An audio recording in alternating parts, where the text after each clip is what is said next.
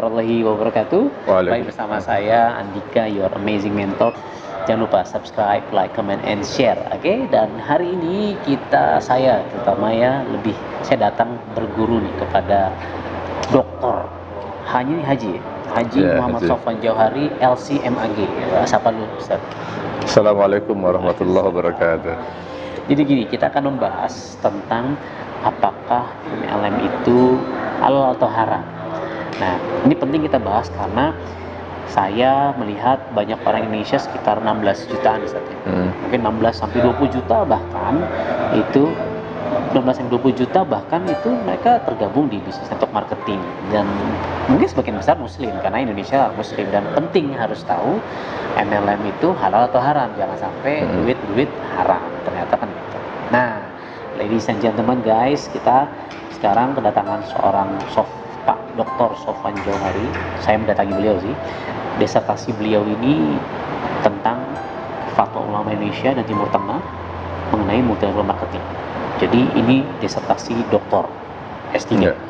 S3 di UIN Jakarta. Di UIN Jakarta. Kenapa Pak Ustaz, saya panggil Ustaz aja ya. Kenapa Ustaz antum ngambil judul ini gitu? Oh, gitu ya. Baik. Bismillahirrahmanirrahim. Jadi saya tertarik untuk menulis tentang multi level marketing karena saya melihat ini ada sesuatu yang kosong. Jadi perlu diketahui belum ada yang membahas. Belum banyak yang membahas. Karena gini, kalau yang membahas tentang perbankan syariah udah banyak. Ya. Yang membahas tentang asuransi syariah sudah banyak. Tentang pasar modal syariah sudah ada. Yes. Tapi kalau tentang multi level marketing syariah ini hampir tidak ada. Padahal banyak. Padahal ya perusahaannya di Indonesia ada sekitar 84 ya, yang resmi ya. Yang nggak resmi kabarnya sekitar 400. Di Malaysia saya dengar malah 1000-an lebih. 1000 lebih ya. Nah, kalau bicara tentang hukum multi level marketing atau MLM, jadi ada kaidah yang perlu diketahui semua bahwa al-aslu fil muamalat al-ibahah hatta yadulla dalilun ala tahrimiha. Pada dasarnya transaksi muamalat itu adalah halal sampai ada dalil yang mengharamkan. Jadi jangan disamakan antara konsep fikih muamalat dengan konsep fikih ibadah. Muamalat itu hubungan sama manusia, dagang gitu. Seputar bisnis, ekonomi, dan keuangan. Kalau fikih ibadah itu menyangkut rukun Islam kecuali syahadat. Kalau syahadat nanti pembahasan di bab akidah. Ya. Jadi contohnya gini, kalau masalah ibadah, kaidahnya kan sebaliknya, al-aslu fil ibadat al-hadur. Prinsipnya ibadah itu kita nggak boleh, kecuali ada contoh. Kalau saya misalnya mau merutinkan sholat setiap jam 5 sore misalnya, setelah sholat asar, nggak boleh. Kenapa? Karena nggak ada dalil yang menyuruh. Terus gimana? Ya udah jangan jalanin. Kecuali kalau sholat jenazah itu rutin itu ya. Bukan rutin, itu namanya sholat jenazah. Atau misalnya saya mau puasa setiap hari Rabu misalnya. Kenapa hari Rabu? Itu hari baik saya misalnya. Itu nggak boleh, nggak ada perintah. Terus gimana? Ya tinggalin. Nah, tapi kalau muamalat berbeda ya. Muamalat itu prinsipnya boleh, kecuali ada yang mengharamkannya. Mubah kecuali ada yang mengharamkan. Betul. Jadi kalau ditanyakan bagaimana hukum multi level marketing, pada dasarnya multi level marketing itu muamalat ya mubah. Tapi kita nggak bisa mengeneralisir karena muamalat multi level marketing ini kan tadi saya katakan banyak nih. Ya, banyak jenisnya. Banyak, betul modelnya. Jadi kita nggak bisa generalisir semuanya haram ataupun semuanya halal. Gitu. Jadi ada yang halal, ada yang haram, seperti halnya perbankan. Ada yang syariah, ada yang konvensional. Asuransi juga ada yang syariah, ada yang konvensional. Pasar modal seperti reksadana, saham, ada yang syariah, ada yang konvensional. Multi level marketing juga seperti itu. Jadi nggak boleh mengeneralisir semua multi level marketing haram atau semua multi level marketing halal, nggak bisa. Walaupun mungkin ada beberapa MLM yang belum dapat sertifikasi dari DSN misalnya gitu. Apakah hal-halnya itu harus dapat itu dulu gitu? Begini. sertifikasi halal dan sertifikasi syariah itu kan aturan negara untuk melindungi konsumen, untuk melindungi rakyatnya. Ketenangan gitu ya. Contoh nih, kalau kita beli bakwan buatan tetangga, halal apa haram? Halal. Halal. Udah ada label halalnya belum? Belum. Belum. Nah, jadi kalau yang tidak ada label halalnya bukan pasti haram. Oke. Tapi kalau ada label halalnya itu konsumen lebih terjamin. Siap. Nah, begitu pula dengan yang sudah ada label syariahnya atau belum. Tidak berarti pasti yang tidak ada label syariahnya haram. Tetapi yang ada label syariahnya itu lebih terjamin. Negara dalam hal ini berani menjamin. Kalau seandainya ada salah-salah, negara berhak menegur. Tapi kalau multi levelnya ini dia tidak menyatakan syariah, ya negara Indonesia kan bukan negara Islam. Jadi kalau orang yang mau menjalankan konsep bisnis multi level marketing konvensional, boleh-boleh aja. Jadi kalau dia tidak sesuai dengan syariah, ya memang dia tidak mengatakan syariah, ya boleh-boleh aja, nggak bisa dipaksa gitu. Jadi intinya sih saya katakan, tidak semua yang belum berlabel itu pasti haram. Jadi untuk mengatakan halal haram, ya kita harus teliti dulu, dikaji dulu gitu. Nah, kebanyakan kan ya tadi ada ya beberapa kalangan lah ya, ustadz atau kalangan yang memang guys pokoknya MLM haram, mengeneralisasi gitu. Itu kenapa sih kok begitu? Mudah-mudahan sih ya, mudah-mudahan ini ketidaksengajaan ustadz itu, atau mudah-mudahan karena apa, saya mau ngomong bukan niat menjelekkan ustadz itu ya. Kan banyak, nggak satu ustadz, maksudnya ya pokoknya karena apa yang saya tangkap sih baca ya di Saudi begini gitu. Nah, gitu. Gini, ustadz itu kan sebenarnya juga ada keahliannya, ada bidangnya. Masyarakat ini suka maunya palu gada. Yang namanya ustadz tuh maunya suruh bicara apa aja bisa. Saya lihat kesalahan masyarakat ini, ustadz ini misalnya spesialisasinya, keahliannya, kuliahnya bukan bidang bisnis, ditanyain tentang bisnis. Ini mestinya ya janganlah. Kayak saya kalau disuruh ceramah yang bukan bidang saya, suruh ngajar, saya nggak mau. Saya kalau mau ngajar tuh, kalau di kampus ya maunya ngajar, ya ngajar seputar fikih aja, karena keahlian saya fikih. Nah, saya lihat banyak ini ustadz yang bidang keahliannya bukan masalah fikih. Dia kalau ceramah, dakwah boleh lah, tapi kalau udah bicara hukum harusnya ya menyadarilah, koreksi saya ini ahli nggak dalam bidang ini. Kalau nggak, ya jangan. Sebab ada yang punya bahasa lain. Dulu ada mantan rektor UIN itu menyebutnya ini pelacuran intelektual. Gimana tuh Ustaz? Benar, pelacuran. Pelacuran intelektual itu orang yang ngomong bukan pada bidangnya, sehingga ya salah. Mungkin kalau Pak Andika ini kan dokter ya. Nah, bukan bidang saya juga itu. Oh gitu ya. jangan sampai terjadi malpraktek. Nah, itu jadi praktek-praktek yang nggak resmi itu mungkin itu. Ya. Itulah kira-kira. Jadi serahkanlah sebuah urusan ke ahlinya. Betul. Karena kalau enggak ya tinggal tunggu aja kesalahan-kesalahan. Betul. Kalau bahasa hadisnya kan idza wusidal amru ila ghairi ahlihi fantadiris sa'a. Kalau sesuatu diserahkan bukan pada bidangnya, ya tunggu kehancuran kiamat. Nah, saya juga melalui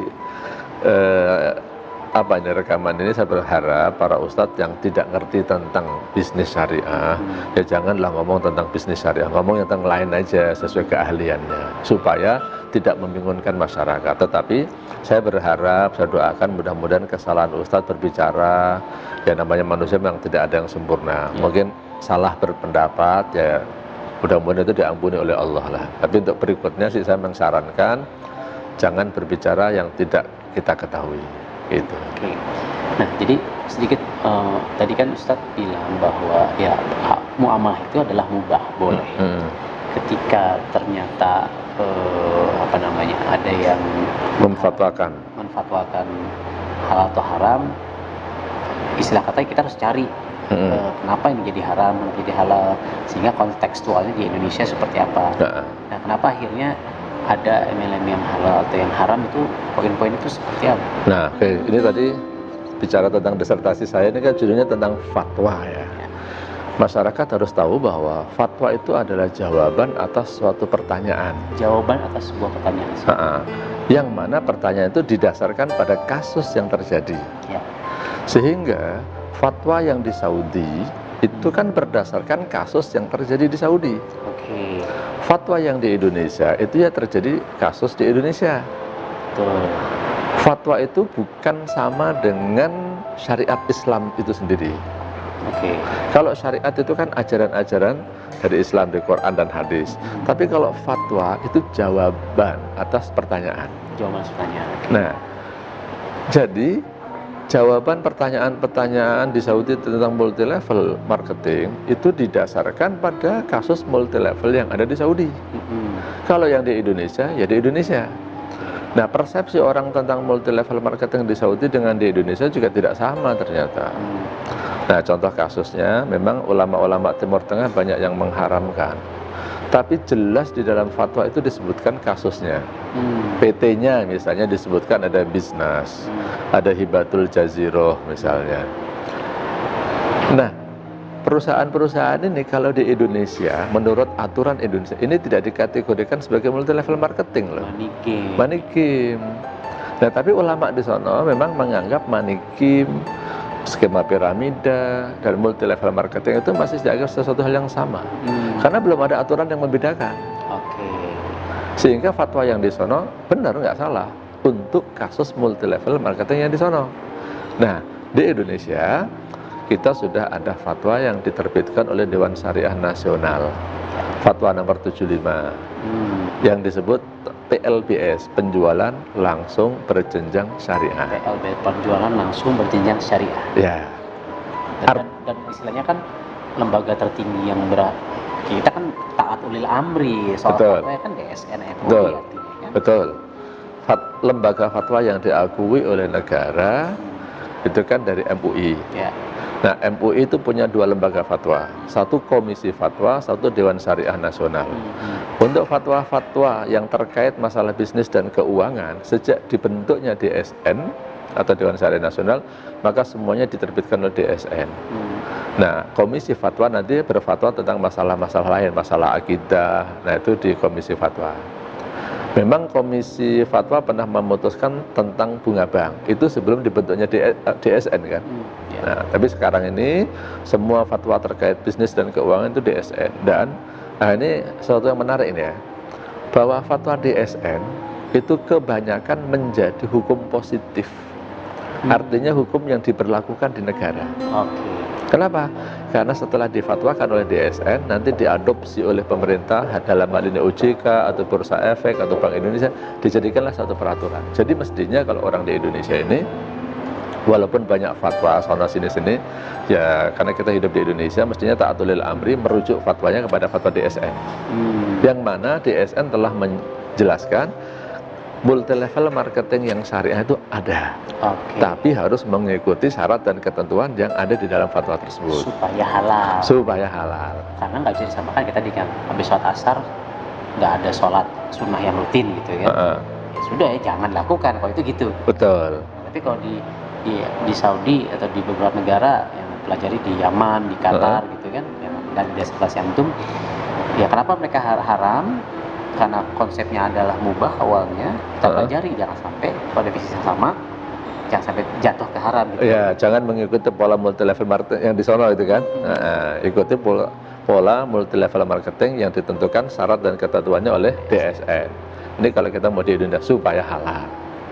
Sebelum kita bahas ke poin-poin tersebut, Ustaz, kan dulu zaman Rasulullah nggak ada MLM.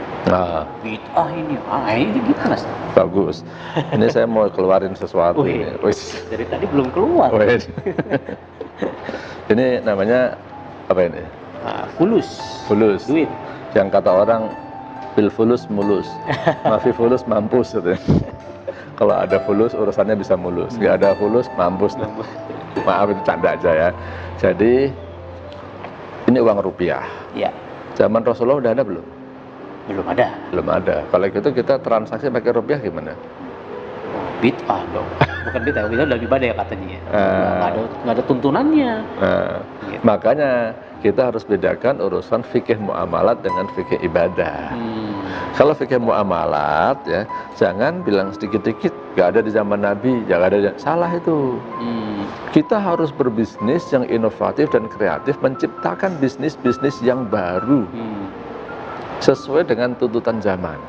Yang penting jangan melanggar batas-batas yang ditentukan oleh syariat Islam. Dalam hal ini apa? Jangan ada unsur maisir, gharar, riba. Asalkan kita bisa membentuk bisnis-bisnis baru yang terbebas dari unsur maisir, gharar, riba. Orang menyebutnya maghrib. Maghrib. Coba sedikit dijelaskan biar viewers kita tahu maisir itu apa. Maghrib artinya satu maisir. Maisir itu judi. Judi ya. Ini kalau dibahas judi panjang nih. Tapi ciri-cirinya judi itu gini biasanya. Transaksinya belum jelas, hasilnya belum jelas. Kalau saya bayar, ini dapat apa nih? Tergantung nasib. Untung-untungan. Yang kedua, kalau ada yang untung maka ada yang rugi. Kalau ada yang untung ada yang rugi. Dari orang yang bertransaksi itu jadinya judi. Yang kedua, gharar. Gharar tuh nggak jelas atau nipu. Ya kalau nipu udah jelas nggak boleh lah. Kalau gharar tuh makna keduanya kan tadi saya katakan tidak jelas. Misalnya nih, antum bilang ini lagi naik mobil berdua, antum bilang ke saya, ada uang recehan nggak? Saya bilang ada. Kemudian saya keluarkanlah uang recehan, saya kasih 2.000 misalnya. Nah 2.000 ini ketika saya kasih ke antum nih, antum tiba, ini uang apa ini? Sedekah apa utang? Akadnya nggak jelas nih. Akadnya nggak jelas. Jangan-jangan niat saya ngutangin, antum pahamnya sedekah nih. Besok saya tagih. Ini gharar. Segitunya ternyata. Betul. Ini haram. Kalau saya kasih contoh lagi ojek tuh. Kadang-kadang ini saya lihat orang naik ojek yang pangkalan ya. Pak ojek Pak, anterin saya ke sono. Naik aja dia. Sampai sono dikasih duit misalnya 10.000. Tukang ojeknya nggak mau. Maunya 20.000. Loh, kaget. Enggak, saya biasanya 10.000. Tukang ojek enggak, saya biasanya 20.000 nih. Akhirnya gimana? Akhirnya mungkin si penumpangnya, yaudah kalau nggak mau balikin lagi ke sana. Rugi 2 kali ya. Nah ini kesalahannya adalah gharar, itu akadnya nggak jelas. Di awal nggak ada akad. Betul. Pak anterin saya ke sana, bayar berapa, harusnya ada itu. Yang satu lagi adalah riba. Nah riba ini masalah yang paling rumit ini, artinya perlu penjelasan yang panjang. Banyak masyarakat salah memahami riba itu artinya tambahan. Setiap tambahan riba. Saya katakan riba itu adalah tambahan yang tidak dibenarkan oleh syariat. Tambahan yang tidak dibenarkan oleh syariat.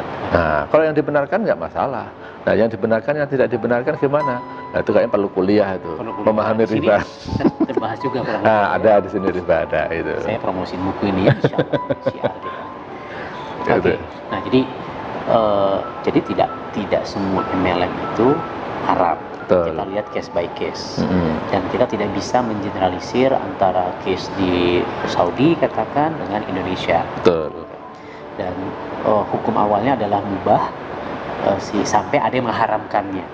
Betul? Sampai ada bukti-bukti atau hal yang menyebabkan dia haram. Betul. Artinya kita sebagai manusia beriman, manusia berakal, kita harus bermain, bermuamalah, berbisnis. Jangan sampai kita ya melanggar batasan. Betul. Gitu kan artinya. Sekarang MUI, EDSN ini sudah punya batasan-batasan tersebut. Apa aja itu Ustaz? Supaya MLM ini halal. Oke. Batasan-batasannya secara detail mungkin ada di sini ya. Ada 12 persyaratan. 12 persyaratan. Saya mungkin nggak bisa bahas semuanya, tapi sebagian. Contohnya gini, yang namanya multi level marketing itu harus ada produknya. Harus ada produknya. Kalau nggak ada produk ya ini mau apa nih kalau nggak ada produk nih? Betul. Yang kedua, produknya itu malah ke money game tadi. Money game nanti. Yang kedua, produk yang dijual itu harus produk yang halal. Oke. Nah, kemudian misalnya lagi tidak boleh ada praktek money game. Tidak boleh ada praktek money game. Cuma dari lubang tutup lubang tanpa ada produk gitu ya. Betul. Tidak boleh ada excessive markup. Excessive markup. Jadi menaikkan harga yang berlebihan. Jadi ini dalamnya ada, ini aturan buat perusahaan nih. Ya. Perusahaan ketika menjual barang itu harus dijual dengan harga yang wajar. Ya. Nah, kesalahan masyarakat memahami excessive markup adalah dia membandingkan satu produk tapi dengan produk lain yang tidak selevelnya. Nggak apple to apple. Ini mahal nih dibandingkan ini. Nah, kualitasnya nggak sama, ya itu jangan. Nah, jadi cari barang yang sejenis lah. Kemudian tidak melakukan praktek money game. Oke. Manikim itu sebenarnya adalah bahasa lain daripada maisir, judi. Maisir judi tadi ya. Oke. Tidak. Yang join duluan paling untung ya itu. Betul. Yang di depan pasti untung, itu ciri-ciri manikim itu. Oke. Kemudian satu lagi yang diantaranya adalah tidak boleh melakukan igro. Igro apa nih, Ustaz? Igro itu kalau bahasa sederhananya tidak boleh melakukan rayuan gombal. Rayuan gombal. Ya. Jadi orang tuh ngerayu masuk multi level dengan tujuan-tujuan yang duniawi, yang membuat orang itu jadi hubud dunia. Nah itu nggak boleh, cinta dunia itu. Jadi ya arahkanlah orang itu berbisnis supaya dia mendapat rezeki yang halal, dia bisa memenuhi kewajibannya, dia bisa beribadah dengan rezeki yang halal yang didapatkannya itu. Itu diantara syarat-syaratnya. Tapi nanti boleh kalau mau detailnya dibaca di fatwa nomor 75. Fatwa DSN ya, fatwa nomor 75. Nah tadi bicara udah belum tadi? Udah. Nah sebagian aja nggak semuanya ya. Nanti kita bahas yang sering dibahas di lapangan sebenarnya apa. Nah tadi sebelum kita bahas yang seru-serunya igro tadi. Nah kan ada perusahaan-perusahaan MLM yang mungkin ya mobil mewah, kapal lah, dapat pesawat lah apa. Itu gimana itu kok gitu? Nah ini dikhawatirkan masuk ke dalam bab igro memang. Makanya kita berharap pada para pelaku MLM ya sekarang dirubahlah dalam membujuk orang, dalam memotivasi, dalam memberikan training-training, arahnya jangan kepada hubud dunia, cinta dunia. Sekali lagi ya konsepnya kalau orang muslim kan wa ma khalaqtul jinna wal insa illa liya'budun. Jadi semuanya kita lakukan karena ibadah. Ibadah ini kan butuh modal, butuh duit. Sholat juga butuh duit loh. Karena apalagi kalau laki-laki sholatnya kan aslinya di masjid. Betul. Nah gimana orang-orang ini pada mau sholat di masjid? Perlu diciptakan masjidnya yang nyaman. Kalau perlu masjidnya pakai AC, bersih, imamnya juga bagus, sound systemnya enak. Alah kalau perlu di masjid dikasih snack deh. Makan siang gratis, coba kalau misalnya setiap orang sholat zuhur dikasih makan siang gratis, banyak kayak itu deh. Banyak. Nah, cuman masalahnya apa? Dana. Nah, yang nyiapin makan ada nggak itu? Kita sebagai saudagar yang mendonasikan itu. Nah, ya mungkin tidak harus bentuk makan lah, minimal masjid itu nyaman. Misalnya nih di masjid itu ada minuman lah. Di masjid itu ada dispenser, ada kopi. Sekarang kalau memang haus ya biar minum masjid gratis. Itu saya kira udah bagus tuh. Itu akan mendorong orang mau datang dan merasa nyaman di masjid itu. Bagi orang-orang tertentu, ya kita jangan generalisir dengan tingkat keimanan kita ya harus ikhlas dong. Ikhlas itu pelajaran nomor 2 kalau saya bilang. Nomor 1 orang gimana mau ke masjid dulu. Oh, isi. Ya kan? Bang Rasulullah mengajarkan kalau kamu punya anak umur 7 tahun, ajarin dia sholat, suruh sholat. 10 tahun nggak mau sholat, boleh dipukul. Nanti anak bisa protes nih. Daripada saya sholat gak ikhlas, mendingan gak sholat. Kalau gitu gimana? Malah jadi salah gitu. Nah, salah kan? Maka kalau saya bilang, yang penting anak sholat dulu, ikhlas nanti. Jadi bagaimana masyarakat itu mau ke masjid dulu. Urusan ikhlas nanti kalau udah di masjid baru dididik menjadi ikhlas. Itu tahapannya. Artinya kalau tadi kita bicara, kalaupun ada perusahaan-perusahaan MLM yang memang menawarkan hadiah-hadiah yang fantastis, ya dicek dulu itu benar nggak, dapat dari mana. Karena nggak boleh tadi yang kalau dari kualitas produknya dikurangin itu jadi. Oh iya betul, itu ada bab namanya maisir kan? Judi ya, bahwa hadiah yang diberikan oleh perusahaan itu bisa menjadi maisir, bisa tidak. Nah itu nanti kita akan mengecek ya. Kita maksud saya di sini adalah otoritas. Dalam hal ini kalau saya mewakili DSN ya, Dewan Syariah Nasional. Itu anggota DSN MUI juga. Jadi saya ini memang anggota DSN yang ditugaskan untuk mendampingi perusahaan-perusahaan menjadi pengawas. Kalau ada hal yang tidak sesuai dengan syariah, maka kewajiban saya harus menegur, memberikan nasihat, memberikan masukan. Jadi kalau ada yang melanggar, dia dikasih tahu, bukan langsung dipecat, dicabut, enggak. Dikasih tahu, Pak, ini harus begini-begini. Kalau dia mau, alhamdulillah, tawasau bil haq dan tawasau bis sabr. Tapi kalau dia enggak mau, nah nanti izinnya bisa dicabut. Karena saya bisa melapor kepada otoritas atau pemerintah, ini enggak mau taat nih gitu. Jadi kita harus ngecek dulu nih masalah hadiah-hadiah tadi. Jadi kita nggak bisa generalisir juga Ya. apakah ini judi atau tidak Betul, judi. harus dicek. Uangnya dari mana nih? Kalau uangnya itu adalah dari uang perusahaan, dari dana promosi misalnya, dana iklan, contohnya seperti itu, bisa jadi halal. Tapi kalau dia misalnya harganya di up, jadi misalnya harga produknya aslinya 10.000, sekarang karena ada hadiahnya produknya jadi 15.000 nih dijualnya. 5.000 itu yang diputar-putar. 5.000 itu sebenarnya ada perjudiannya, 10.000 adalah harga produknya, itu jadi haram. Nah makanya kita harus cek nanti hadiahnya dari mana gitu. Atau bukan hanya, mungkin harganya tetap tapi kualitas barangnya dikurangi. Ya betul, itu juga sama, itu nggak boleh. Betul. Di taktiknya bukan menambah harga tapi mengurangi konten produk atau kualitas produk atau isinya gitu ya. Oke. Nah, itu nggak boleh. Oke, nah sekarang yang sering di lapangan itu dibahas nih Ustaz. 2 akad 1 transaksi haram. Satu akad 2 transaksi.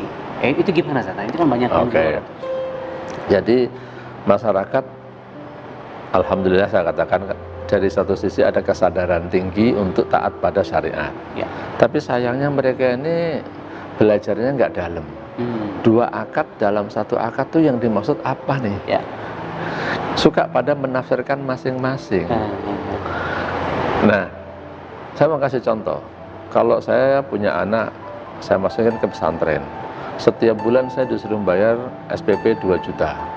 Dapat uang dapat makan, dapat tempat tinggal, dan dapat pendidikan. Ini 2 juta yang saya bayarkan ini akadnya apa ini? Uang infak atau apa? Kalau dianalisis secara fikih, dia itu ada satu namanya jual beli.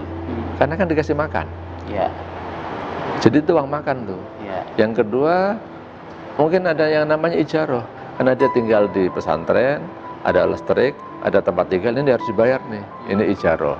Mungkin juga ada infak. Saya kalau untuk pendidikannya saya anggap infak lah, bukan ijarah lah. Karena kalau pendidikan agama khususnya kalau dianggap ijarah kayak kurang etis. Jual beli agama. Iya, kayak jual beli agama atau jual pendidikan agama.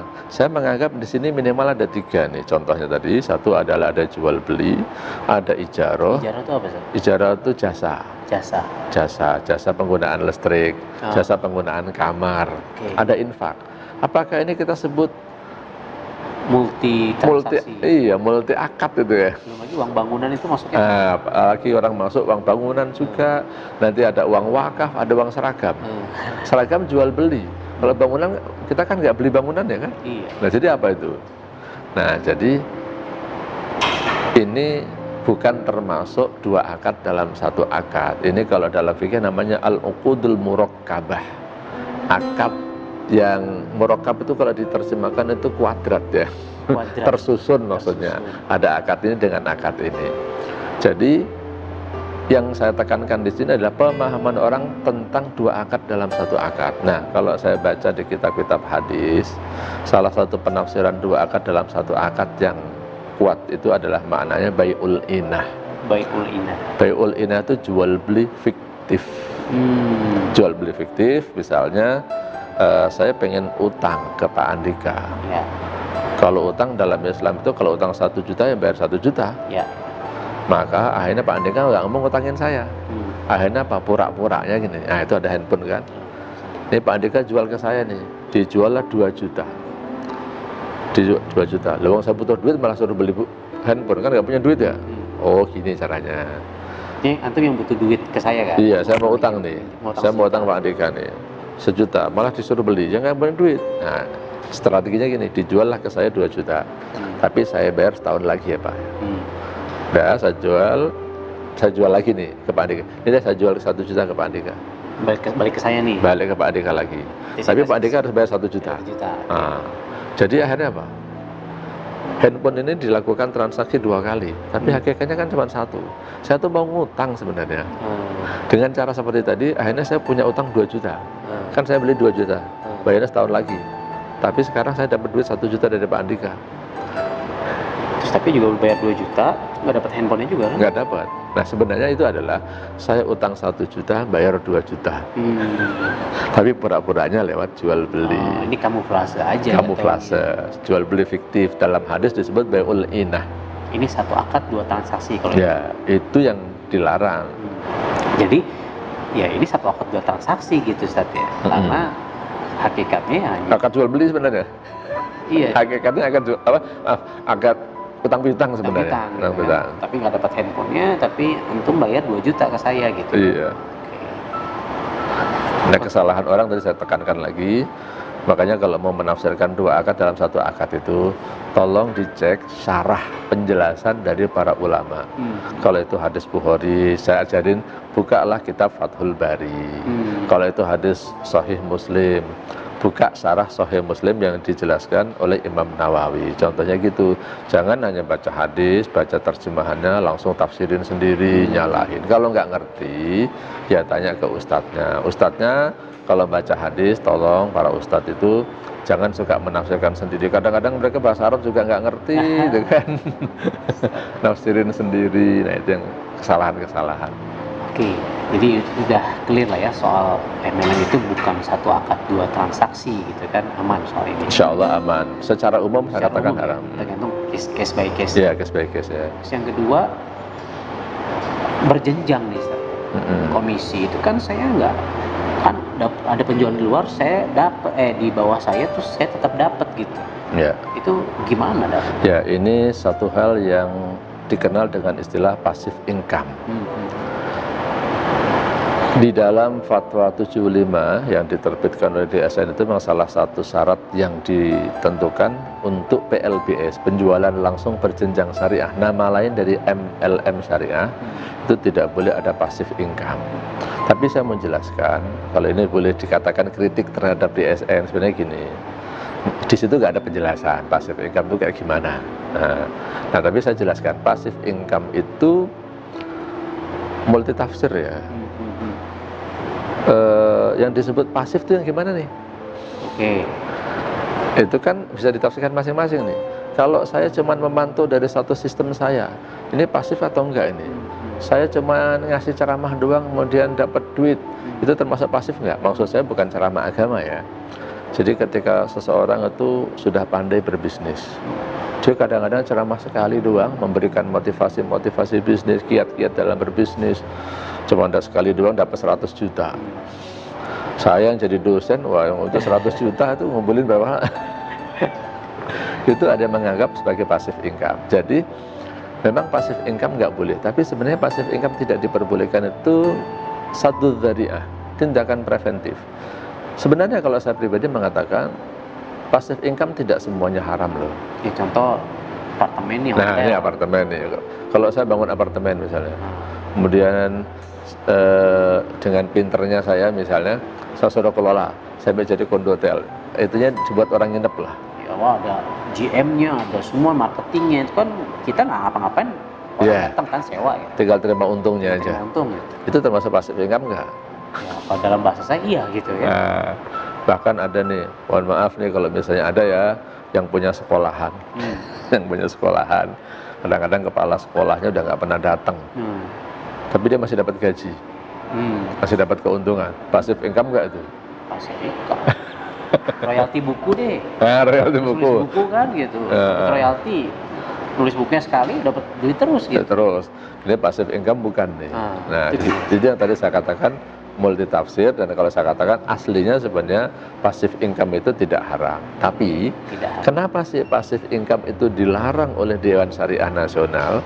Yang tadi ya disebut kritik atau studi kritis lah ya. Maksudnya saya menganalisa secara kritis di dalam fatwa DSN itu, di situ nggak ada penjelasannya. Nah, masyarakat perlu penjelasan ini. Nah, saya jelaskan tentang passive income ini dilarang oleh Dewan Syariah Nasional. Sebenarnya ada untuk tindakan preventif untuk menjaga-jaga supaya tidak masuk ke dalam ranah yang disebut dengan money game. Karena biasanya money game itu mengandalkan passive income. Nah, kalau multi level yang benar itu biasanya mengandalkan dari prestasi pekerjaan dia. Ada yang prestasi penjualan, ada yang prestasi merekrut dan membina orang yang direkrut. Pembinaan juga itu bagian dari kerja. Nah, ini yang kadang-kadang terlepas dari pengamatan orang. Ini kalau membina itu dianggap seakan-akan bukan passive income. Nah, mungkin Pak Andika misalnya tidak menjual, tapi ngajarin orang untuk menjual. Kemudian mereka jualan semua. Itu termasuk jerih payah Pak Andika bukan? Oh iya, ini bikin video YouTube gini kan subuh-subuh ya kan, jam Subuh. 7 kita ini udah meeting syuting ini. Berangkat dari rumah subuh, persiapan dari malam ya. Kan? Iya. Itu kan juga jerih payah. Mungkin ini tidak menjual secara langsung, tapi kan ini upaya dalam rangka bisa menjual kan. Nah, ini yang orang menganggap kadang-kadang ini mah bukan kerja katanya. Itu. Padahal kerja keras gitu. Kerja keras. Lu jadi YouTuber gitu. Oh, jadi ya poinnya sebenarnya tadi kan preventif, passive income itu sebenarnya tidak haram. Tapi kenapa keluar fatwa itu? Karena ini preventif supaya tidak jatuh ke money game. Yeah. Karena yang haram itu money game.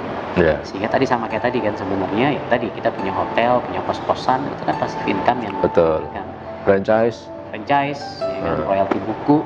Nah, tapi harus ada tadi penjualan atau ya apa namanya pembinaan tadi namanya. Yeah. Sehingga ini buat para leader-leader MLM nih, apapun MLM-nya ya kalau Anda tidur doang gitu ya, Nah, itu kena dosa passive income tuh. tapi kalau leadernya meninggal dunia gitu kan bisa diwariskan memang. Kalau biasanya kan MLM tuh itu gimana? Oke. Itu sama dengan warisan ya. Warisan. Kalau saya punya harta banyak, kemudian saya mati, anak saya tiba-tiba dapat duit, passive income nggak ya? Oh iya, Ya memang sudah warisan ya kan. Nah, dalam konsep multi level itu kan dia kan membangun suatu bisnis, membangun suatu perusahaan nih. Kalau misalnya saya membangun suatu perusahaan, kemudian saya mati, perusahaan masih berjalan, ya kan memang anak-anak saya ahli warisnya masih dapat juga kan. Iya. Jangan dibilang itu passive income, itulah dalam tanda kutip prestasi saya dalam mendirikan sebuah perusahaan. Yang namanya prestasi itu tidak harus kerja keras, tapi kadang-kadang kerja cerdas. Cakep. Iya. Ya, karena banyak orang yang tidak melihat proses kita membangun apartemen ini, udah jadi, wah enak banget loh, ongkang-ongkang kaki dapat duit gitu. Nah kan. iya, kadang-kadang orang gitu, lihat sudah jadinya, nggak lihat prosesnya kan. Iya, oke. Jadi coba saya simpulkan ya Ustaz. Jadi sebenarnya ya MLM itu bisa halal bisa haram. Betul. Tergantung ya kan. Tapi karena kita hidup di Indonesia, kita lihat case by case, jangan mengeneralisasi. Karena hukum awalnya mubah tadi Ustaz. Betul. Mubah. Sampai ada yang mengharamkan atau yang berbahaya, kita jangan sampai ke sana, cari cara main yang aman seperti apa. Betul. Detailnya di sini 12 poin dari MUI ya, fatwa nomor 75 ya. 75. Terus tadi sudah clear bahwa biasanya yang di luaran sana itu yang paling banyak sih satu akad 2 transaksi itu aman, artinya sebenarnya tidak termasuk ke dalam definisi itu. Terus tadi multi layer juga sebenarnya berjenjang ya. Kalau yang saya tangkap itu aman karena kan itu terserah perusahaan kan sebenarnya. Ya, jerih payah itu sistem kan sebenarnya kan. Sistem. You jual produk, ya terserah saya mau bagi komisinya ke perusahaan gitu ya. Betul. Kalau namanya ujroh, upah ataupun jual, ujroh dengan jual itu sama-sama upah ya. Tapi kalau ujroh itu adalah ujroh yang didasarkan pada orientasi pekerjaan atau prosesnya. Tapi kalau jual itu ujroh yang didasarkan atas orientasi hasil. Jadi kalau contohnya begini deh, kayak karyawan tetap. Karyawan tetap itu ujroh itu. Pokoknya kamu datang dari jam 8 sampai jam 5 sore gajinya sekian. Perusahaan rugi tetap dapat gaji kan. Tapi ada konsultan atau freelance yang datang nggak apa-apa. Yang penting nanti kalau ada perlu kamu datang ke sini. Kalau saya tanya jawab. Kalau nggak ada pertanyaan, nggak ada konsultasinya ya. Kadang-kadang dia nggak kerja, gaji tetap kan. Iya. Kadang-kadang ada yang kalau ada konsultasi dibayar, kalau nggak dibayar. Nah itu kan sebenarnya tergantung pada kebutuhan orang masing-masing, mau pakai ijarah atau mau pakai jual. Kalau jual itu sih kalau zaman dulu di kitab-kitab fikih, contohnya gini nih, saya punya sapi hilang. Siapa yang bisa menemukan sapi saya, nanti akan saya kasih hadiah misalnya 5 juta. Sayembara, betul. Ada orang yang dia capek-capek nyari sapi itu di mana? Keluar duit tuh, keluar duit, sewa mobil, ya kan? Sewa detektif misalnya. Mungkin udah 3 hari sampai 7 hari nggak ketemu sapinya, ya nggak dapat. Tapi ada orang misalnya bangun tidur, tahu-tahu sapinya nongkrong di depan rumah dia, dipeganglah, kasihkan ke yang punya, dapat tuh 5 juta. Padahal usahanya nggak sebesar yang tadi sampai sewa mobil dan seterusnya. Nah, orang pertama nggak dapat apa-apa, udah kerja kan? Udah. Yang kedua kerjanya dikit tapi dapatnya banyak. Nah ini namanya jual nih, akadnya namanya jualah.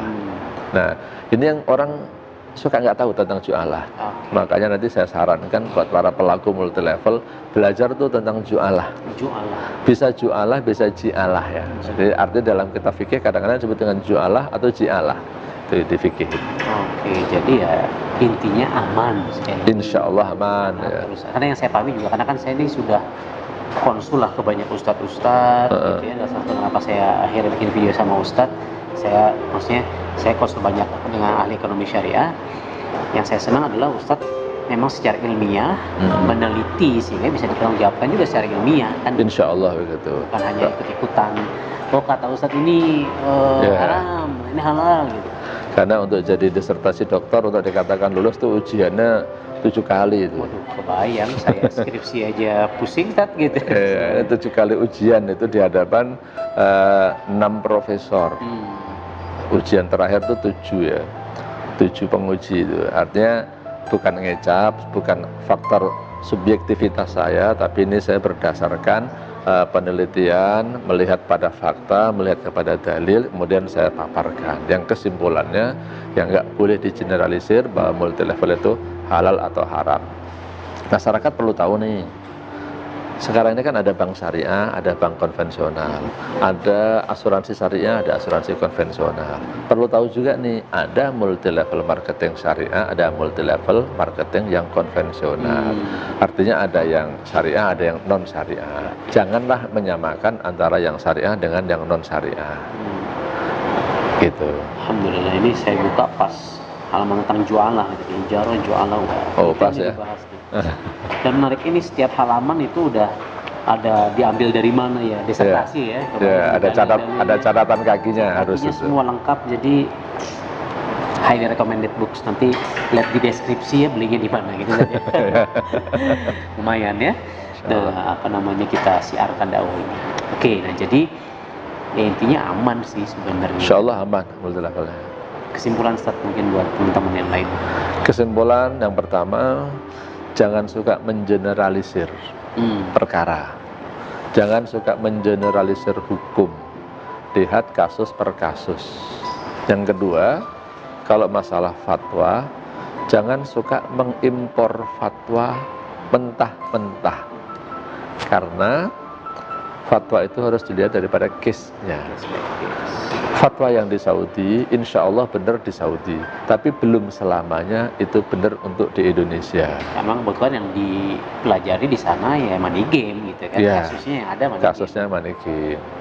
Makanya kalau dalam madhab Syafi'i ada qaul qadim, qaul jadid, pendapat lama dan pendapat baru.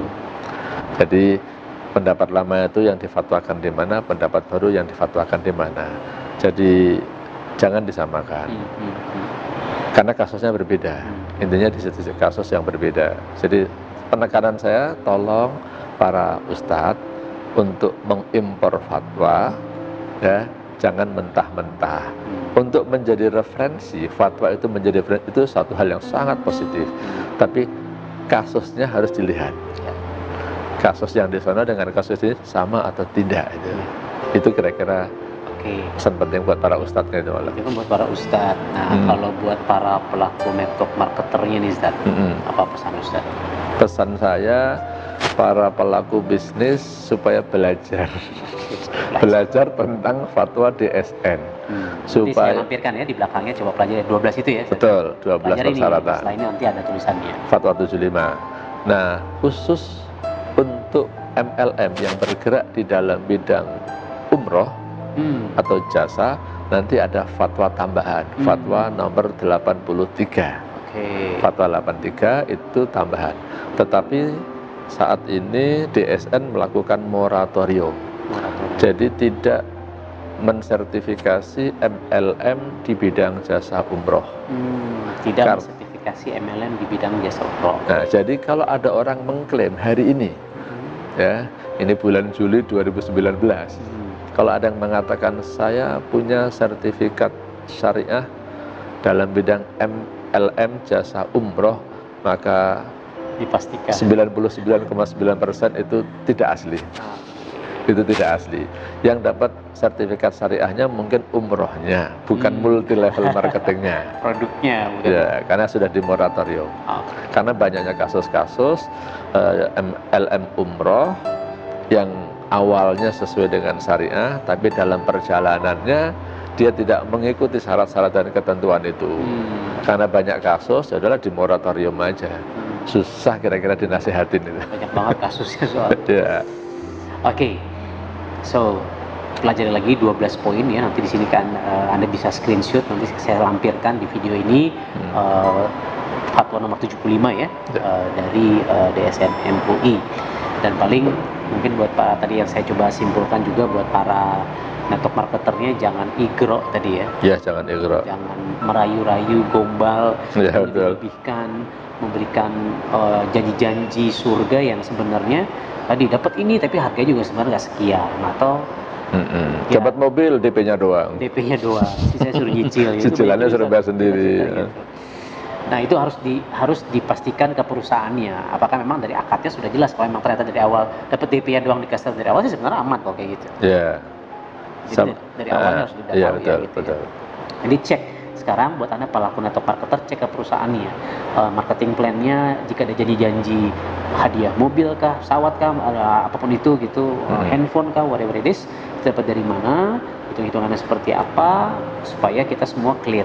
Betul. Tidak ada dusta di antara kita. Yeah. Mantap. Sip, insya Allah mungkin video ini bisa menonton lagi teman-teman yang mencari maisyahnya dari dunia network marketing. Yeah. Mudah-mudahan barokah. Mudah-mudahan barokah dan bisa menjalankan dengan rasa tenang yang lebih menenangkan, karena banyak teman-teman di luar sana juga konsul ke saya saat itu kan pengen nih, karena kan saya suka di video-video sebelumnya misalnya gimana karyawan menjadi orang kaya misalnya. Ya salah satunya selain investasi di situ, salah satunya paling mudah adalah network marketing gitu. Betul, ya. betul. Karena modalnya relatif kecil, ada yang membina, ada yang membantu, ada komunitasnya. Tapi tadi mereka banyak bertanya-tanya. Tapi alhamdulillah hari ini insyaallah clear. Insyaallah, insyaallah. Jazakallahu khair. Wa iyyakum.